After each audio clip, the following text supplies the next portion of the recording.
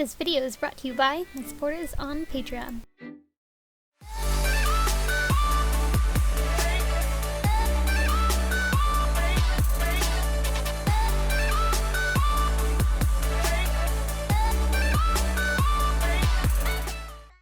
Hi guys, I'm here with a video showing you how I made the costume for my Fantasy Uraraka cosplay.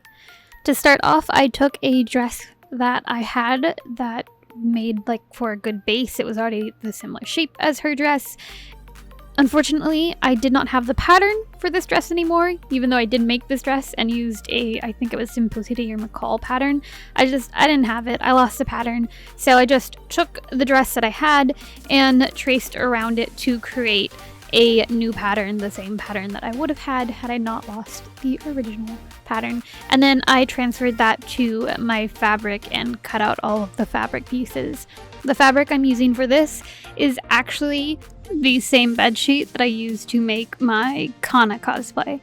And I still have so much of it left. This bedsheet is like abnormally big. I don't have the pattern for this up on my store Envy or Etsy, obviously, because it is just a commercial or mass-made pattern. However, I do have the pattern for her hood up on my store Envy and Etsy, so if you are looking for some of the patterns for this costume, feel free to check that out. The link is in the description. Anyways, to make that pattern, I traced around it both by laying the paper on top of the pattern and on top of the dress, and then the dress laying the paper under the dress as well. I kind of just I can't speak. I kind of just felt around the dress to find the seams, because the seams on this, or the way that the dress folds to get the seams, it doesn't lie perfectly flat. So I had to use a mixture of putting the paper under the dress and tracing around it, and putting the paper on top of the dress and feeling for the seams, and then just kind of connecting the dots basically at the end of all this to get a full pattern piece.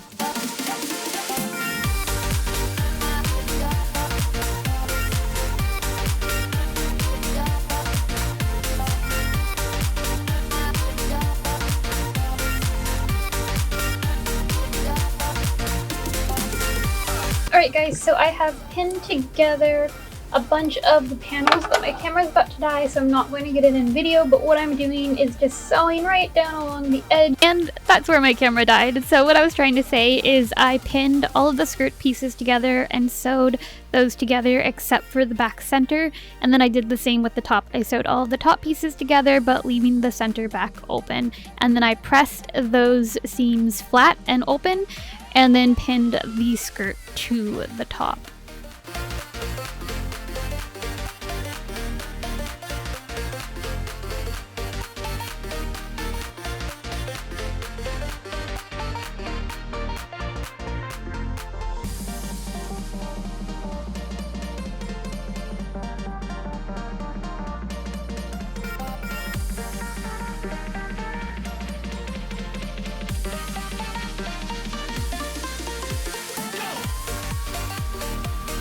I sewed together the top to the bottom of the skirt, but then came in and seam ripped this open because I realized I needed to insert the little piece where her buttons go.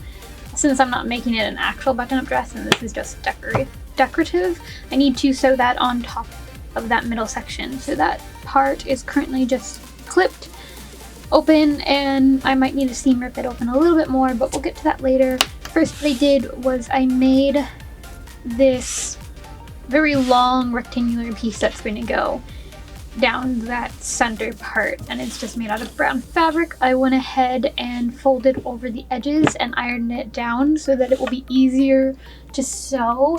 I'm also going to add a little bit of lace on the side as I pin it along, just for, I don't know, just for something different, something to make it a little bit extra. And this rectangular strip is 2.5 inches wide, although it got a little bit thinner towards the top here, so it's fine though. This is way too long. I'm just gonna, chop it. But everything else is 2.5 inches. I cut a total of 3.5-inch strip of fabric so that I would have 1/2 inch to fold over on either side. So now it's time to pin that into that, and the reason why I seam ripped this is because part of it's going to tuck in here so that it will be like a nice clean line at the bottom here. As I pinned that in place, I also added the lace around both edges of this rectangular brown piece in the center of the shirt, and when pinning the lace into place, I pleated and ruffled it because I wanted it to have more volume than it would otherwise had I just laid the lace like perfectly flat. It was just kind of too thin looking doing that, so I ruffled it a lot and made it like fairly poofy.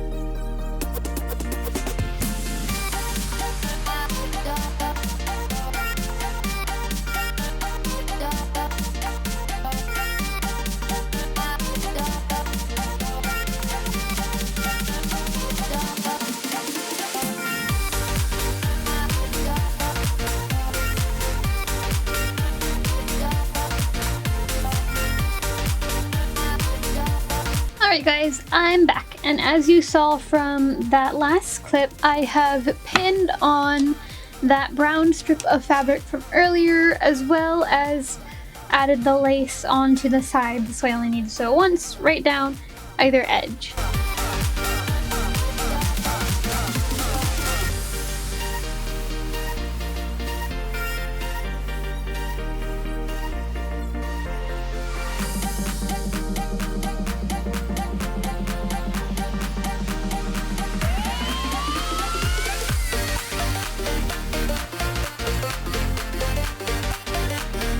I pinned the front and back of the top together and sewed the shoulder seam shut, and then I pressed that seam open with an iron. The thing I decided to work on was the sleeves.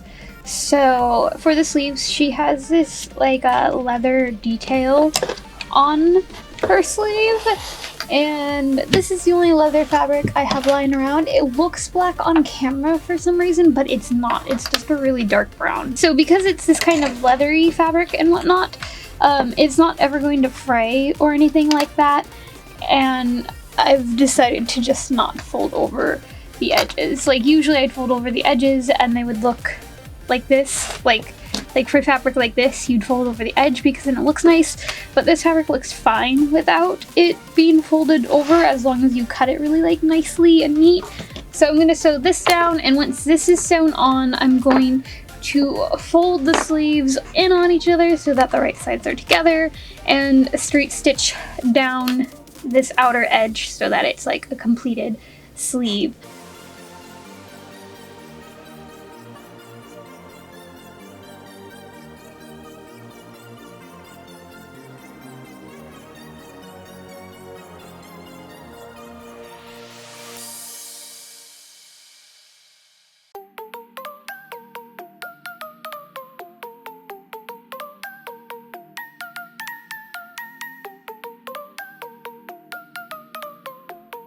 I've folded over the edges around the neckline and sewed those down so that it looks nice and neat, as you can see here.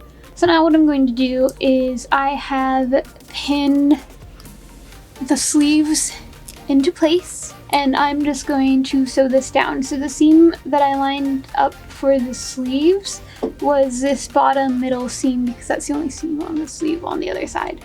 So I'm going to sew that into place now.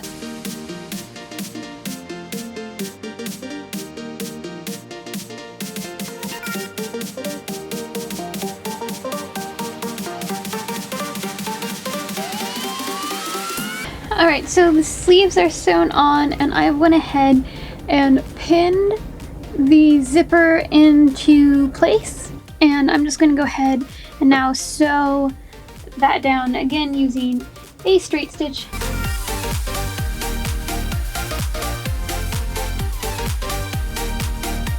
I've rolled over the hem for the sleeves, and I'm going to do the same for the bottom of the skirt. So I did that, and then I added the buttons. I placed the buttons on a roller to place them an equal distance apart from one another, and then used a pencil to mark the placements, and then I just hand sewed those into place.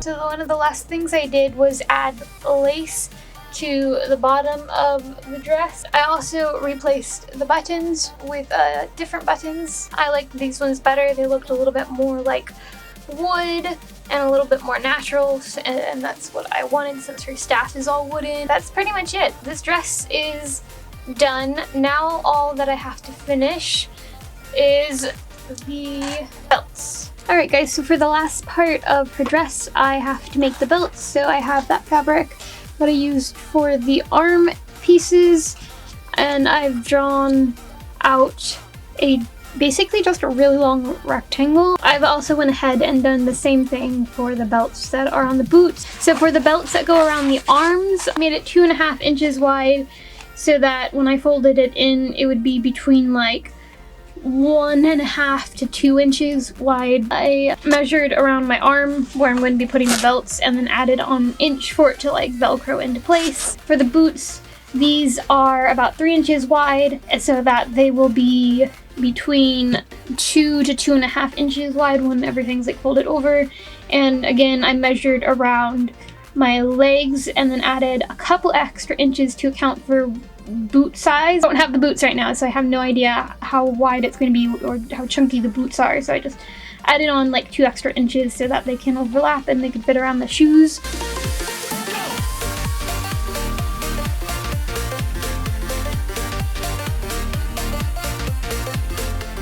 I folded over the raw edges of the belt and then sewed that down. I placed parchment paper on top of the belt to help it go through my machine a lot easier because this fabric does get stuck, and then I just ripped it away at the end. What I've done here is I've cut out just little squares that are going to be the belt buckle.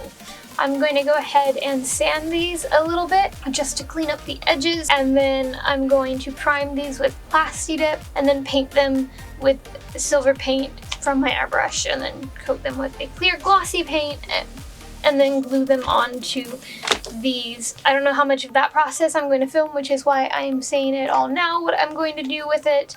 But once I glue these onto the belt and start adding the attachments, I will definitely be back to show you guys. I'm just almost out of space, so I can't show quite everything that I want to show.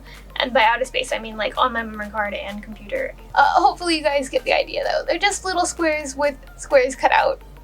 This was the last clip I got. After I had finished painting these pieces and all that, I glued them into place using contact cement, and I also added some lace around the edges of the belts as well. Hopefully you guys found this video helpful. Thanks for watching. Have a lovely day, and bye. Oh, and if you want to see the finished costume, it's on my Instagram.